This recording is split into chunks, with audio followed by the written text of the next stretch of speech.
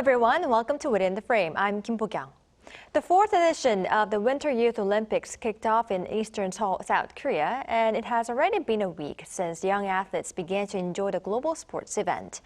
The competition is more special to Korea in that Gangwon-do Province will serve as the first Asian host of the Youth Olympics. How are people there enjoying it, and how have Team Korea been doing? For more on this, we invite Yoo Jae-hee, sports writer at Yonhap News Agency. Welcome to the show, Jae-hee. It's great to be here. Thanks for having me. All right, Jae-hee, let's first talk about some details of the Winter Youth Olympics. So, Gangwon-do Province, like I said before, became the first Asian host of the quadrennial Youth Winter Sports event, right? How many participants are taking part in? Well, in terms of number of athletes participating, this is the largest Winter Youth Olympics ever. 78 countries, 1802 athletes, and this would actually would have been 79 countries, 1803, if not for Albania and their one athlete withdrawing on the day of the opening ceremony with an illness. But it is still the largest ever, and also like you said, the first Asian nation to host this competition after Austria, Norway, and Switzerland hosted the first three competitions. And also the fact that this is being held in the same region that had staged the Senior Winter Games just 6 years ago. I think that makes it a really unique edition of this youth competition. This is really the first time that the Senior Games and the Youth Games are being held so close to each other. So these young athletes had a chance to compete on the same ice, same slope, and same track that their favorite athletes had competed for medals only 6 years ago. And a lot of them have pretty good memories of watching those athletes compete when they were little kids, and then now, they have a chance to, make some history of their own on these same surfaces. So, this has been a really unique experience, I think, for the teen athletes from around the world. All right, well, just by hearing it is so exciting, too. Now, though I'm sure the passion of the athletes and the audience's cheers would definitely warm up the arenas, the weather itself is just so cold. Heavy snowfall pounded the mountainous Gangwon-do Province, even disrupting outdoor competitions over the last weekend, as far as I know. And a cold wave alert was issued as well. Now, how did the organizing committee deal with the cold, and how is the weather right now? Right. So the weather itself was not great, to be honest, at the beginning. And I was there about 2 days before the opening ceremony, and in Gangneung, which is the main host city where the opening ceremony was held.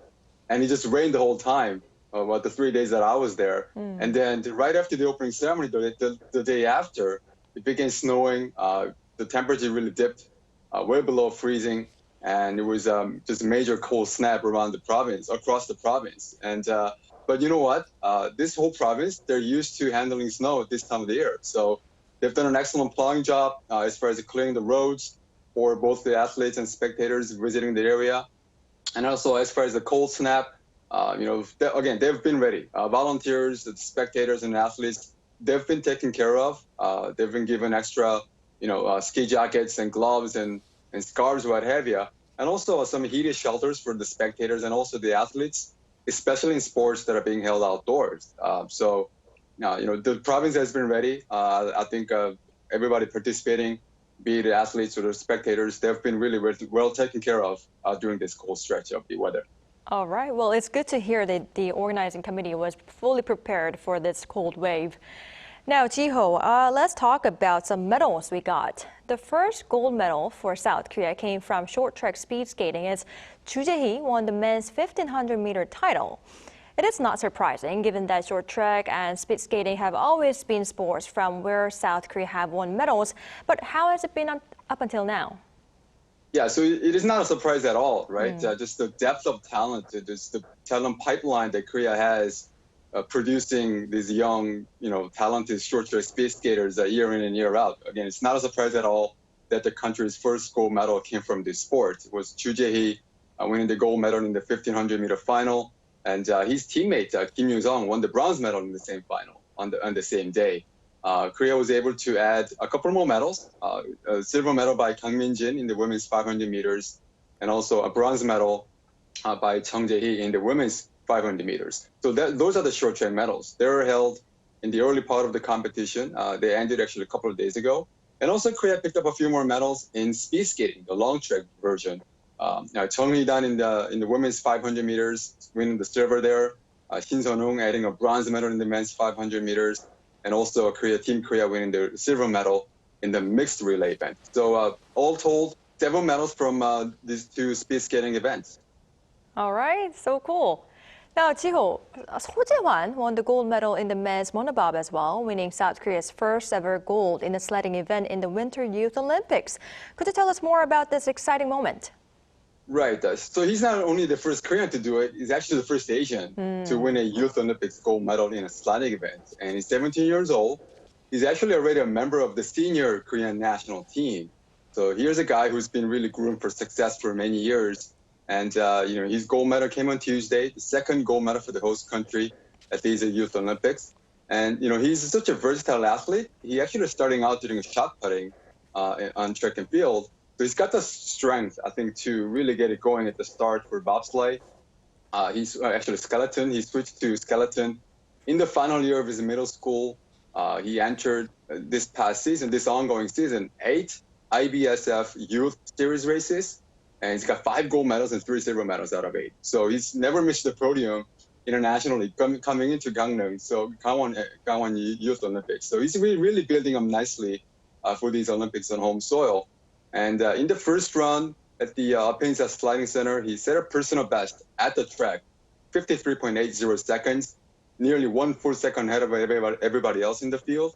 So he gave himself a little bit of, extra breathing room going into the second run, when he was the second fastest overall at 54.83 seconds. So combined, that was enough to give him the gold medal. And you know what? He's only going to be still 19 years old by the next Senior Olympics come around. So if he can, he said his next goal is to qualify for the Olympics. And again, he's only 19 at that time. So potentially he's got a few more Olympics ahead of him in his career. All right, much to look forward to, Ji-ho. Now, we have been mainly talking about how Team Korea has been doing.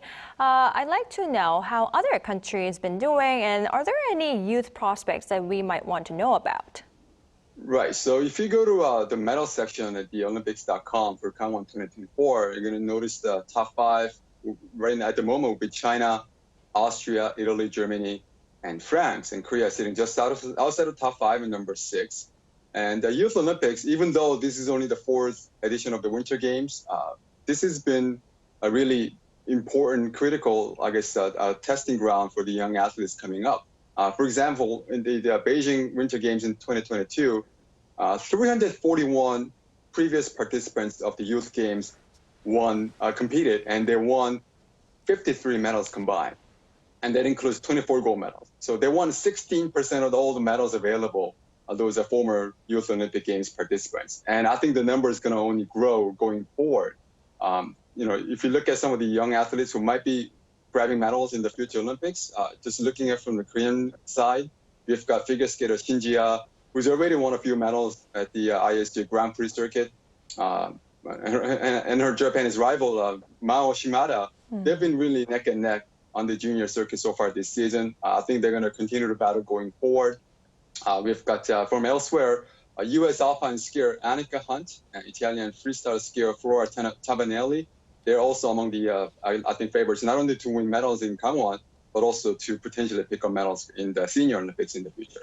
All right, I see, Gio. Thank you for the wrap-up. Now, lastly, what are the remaining events that we might want to know about? Yeah, so I just mentioned figure skating with the Shin Ji-ha and Mao Shimada, Korea-Japan rivalry in figure skating. There's nothing new there. Their show program is actually Sunday, free skate coming on the Tuesday, the 30th. And the snowboarding, we've got Lee Chae-won on the men's side. He won the slopestyle gold medal on Thursday. He said his goal is to win 3 gold medals in Gangwon 2024. He's got his second event coming up on Sunday in big air, followed by his main event, half pipe, on Thursday. So I think from a local perspective, those 2 athletes, Shin Ji-ha and Lee Chae-won, really the ones to keep an eye on in the final days of Gangwon 2024. All right, I will have to remember when to, have my TV on. All right, well, Jill, these are all the questions I have for you. Thank you for your time. I really appreciate it. Okay, thanks for having me. All right, meanwhile, the top Asian football tournament, AFC Asian Cup, kicked off in Qatar, and it has already been 2 weeks since the Taeguk Warriors began their journey in Group E. Coached by Jurgen Klinsmann, South Korea is looking to bring the Asian Cup back to Seoul after 64 years, but it has been tougher than expected. With the final group match for Team Korea played on Thursday, we invited sports writer Steve Han to discuss the event. Steve, welcome to the show. Thanks for having me again. How are you? I'm good. Steve, thank you for being on the show. Now, first question. Team Korea played out a 3-3 draw with Malaysia in the final group game last night. What was your takeaway from the game? Well, I mean, it was a letdown. I mean, not just this game, but over the course of these 3 games in the group stage for Korea, they just never really got going. And you consider the level of expectation that was set for this team. I mean, the debate going into this tournament for Korea was whether or not this team is the best Korean national team ever. But I mean, Jesus, man. I mean, I don't get it. If you're Jurgen Klinsmann, are you going to do something? Because this 2-man midfield that Korea's got going on right now at this tournament, it's going to cost Korea the tournament if it continues this way. And only about a year ago, Korea went to the last 16 of a World Cup for the first time in 12 years with a perfectly functioning 3-man midfield with Lee Jae-sung, Hwang In-bum, and Jung Woo-young. And Klinsmann comes in, breaks them up, and this is the result of his work. And granted, Jung Woo-young is an aging player, but this Asian Cup is now or never for Korea. And this is a team that's designed to win now, but they're not looking like one right now. All right, I see. It was quite a disappointment. Now, Steve, South Korea eventually it got second place finish in Group E, and this means they now have to face Saudi Arabia in the round of 16. How do you assess the team's strength?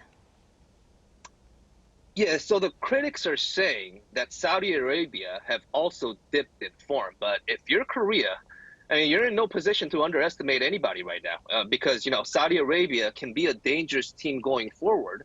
And Korea have shown vulnerabilities defensively. I mean, for Korea, it's, 5 points out of potential 9, 6 goals conceded, scored first in every game, but lost the lead every time. I mean, it's been pretty bad. And I know some people are out there saying, oh, Korea had a difficult time at the Asian Cup, at the previous Asian Cup in 2019 under Paulo Bento as well. And I agree with a lot of that, but probably for the different reasons, because you go back to the Asian Cup in 2019, Korea had trouble finding ways to break down extremely defensive-minded teams. But in terms of stability, they didn't give up a single goal in 3 games in the group stage in 2019. But here this year, you're seeing teams taking the game right to Korea.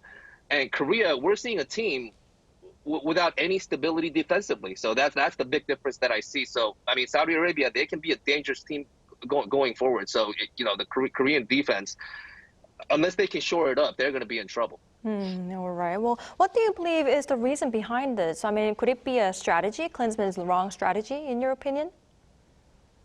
Well, when you look at, over the course of last year or so, the way Team Klinsmann has played, there's been a lot of inconsistency in the way Korea played. I mean, and make no mistake, there have been games Korea actually played well as well, especially recently going into this tournament.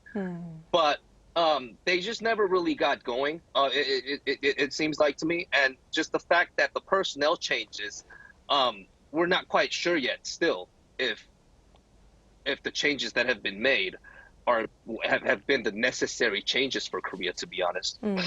All right, I see. Well, Steve, I'd like to address another concern the Team Korea has right now. 7 South Korean players started the game with a yellow card hanging over their heads last night, and midfielder Lee Jae-sung was also booked during the match. Now, according to the tournament regulations, as far as I know, the cards remain active up to the quarterfinals. And a second yellow card for a player would mean a 1-match suspension.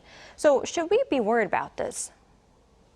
We should be worried, but at the same time, if you're Korea, you've got too many other things to worry about this first and foremost. That's the way I look at it, especially if you consider the fact that Korea shouldn't be in any position to think ahead of time right now. Because seeing the way they've played so far, they're not beating Saudi Arabia unless they put everything on the line. And that might include having to pick up another yellow card for some of these players, because you have to do everything to win this game and worry about the next game after you win this one. Because if you don't win this game, it's tournament time. So there's no next game. And I hear people saying, oh, the players need to be rested because Korea is going for the trophy here. They need to be careful because they've already picked up a yellow card. But it's just tournament time. And it's win or go home now. So, the game, the most important game is the game in front of you. So I think that's the approach that Korea needs right now. All right. Well, Steve, this question just popped up in my mind. So we got 8 yellow cards up until now. Is this a usual one or is this unusual? Well, it's not quite usual, I would say, because 8 that's quite a lot after just 3 games. But I do think the nervousness is a little bit blown out of proportion, to be honest with you, because when you look at like the competition like the Premier League, it takes players 5 yellow cards to be suspended for 1 game, and a lot of players get away with never picking up that 5th yellow card over the course of a 38-game season. So, I mean, it is nervous time for Korea because it's a one-off game now. Every game now is a one-off game. But I think yellow cards should really be the least of concerns for South Korea at the moment, especially when you're playing up against a contender like Saudi Arabia. So I think the focus should really be on just putting everything on the line to win the game, because when you worry about the quarterfinals, I mean, you've got the round of 16 game to win. So it becomes a little bit difficult. All right, I see your point. Now, Steve, meanwhile, lots of teams from the Middle East region have surprisingly shown their strength, many of them confirming their tickets to the round of 16 earlier than expected. Now, which country stood out the most, and what was your view on the performance of teams from the Middle East? Yeah, I mean, quite a few teams from the Middle East have done well. I mean, you look at a team like Jordan that had a draw against Korea 2-2. They look very impressive. I mean, Iraq beat Japan, and Japan have been the favorites to win this tournament, so that was a big upset. And Iraq, I mean, over the course of these 3 games that they played, they looked excellent. Clearly looked like one of the teams that can, outside looking in, they could be a contender as well. But one team that got me worrying the most is probably Iran, given the relationship that Korea has had in football with Iran. And a lot of people wrote them off going into the tournament because of some of their issues off the pitch. But on the pitch, they still seem to be that same resilient team that can play collectively to get results. And I think Iran at the moment are the strongest contenders to win it all, ahead of Korea and Japan. All right, I see. Steve, could there have been any specific reason behind, countries from the Middle East region excelling at this special tournament? Yeah, no, I think when you look at some of the elements in the game for a lot of these West Asian teams, like their physique, their technicality, they've always been, individually, a lot of these Arab players especially, they've been very talented players traditionally for a very long time. But one thing that they've always lacked was discipline as a team, the tactical discipline or the ability to play a collective game. But now we're starting to see that with a lot of these West Asian teams. And I think that's been the biggest difference. All right, I see. Now, Steve, last question. So South Korea is trying to win their first Asian Cup since 1960, though there could be some challenges, like you already mentioned. Now, how can Team Klinsmann do this, and how do you forecast things to go? Well, I'm just going to put it this way. Growing up in Korea in the 90s for me, I played football in elementary school. And just like any kid my age, we dreamed of becoming national team players one day when we were kids. And, but back in those days in the mid-90s, we didn't know what the Premier League was. We didn't know what the European Champions League was. We grew up wanting to be the best players in Korea, but we had no clue as to what the best football in the world even looked like. But you fast forward about 20 to 30 years now, kids in Korea, they now know exactly what football at the very top level looks like, because they see their favorite players winning a Premier League Golden Boot like Son Heung-min, becoming the best defender in the Italian Serie A like Kim Min-jae, scoring against the treble-winning Manchester City in the Champions League like Hwang In-bum. And those players, obviously, are these players that we see playing for Korea at the Asian Cup right now. So these guys are playing for something bigger than just a trophy in my mind. They're fighting for a long-term viability of this game in Korea, because if they win this tournament after 64 years, especially at the back end of going to the last 16 of a World Cup about a year ago, they will go down as the best Korean team to have ever been put together. And in my opinion, better than the 2002 team, because that team never won a trophy. And this Asian Cup, I mean, it's not like it's over for Korea right now. I mean, the tournament is actually just getting started. So they just got to figure out a way to do it. And if they don't do it, I mean, I don't know what I'm going to do. All right, Steve. Well, hopefully Team Korea will achieve glory at this 18th edition of the AFC Asian Cup. Now, Steve, unfortunately, this is all the time we have for today's edition. Thank you for your time and insights. We really appreciate it. Thank you. Thank you so much. Thank you. All right, that's all for Within the Frame tonight. We'll be next Monday with more in-depth stories. Thank you for watching. Enjoy the weekend, and goodbye.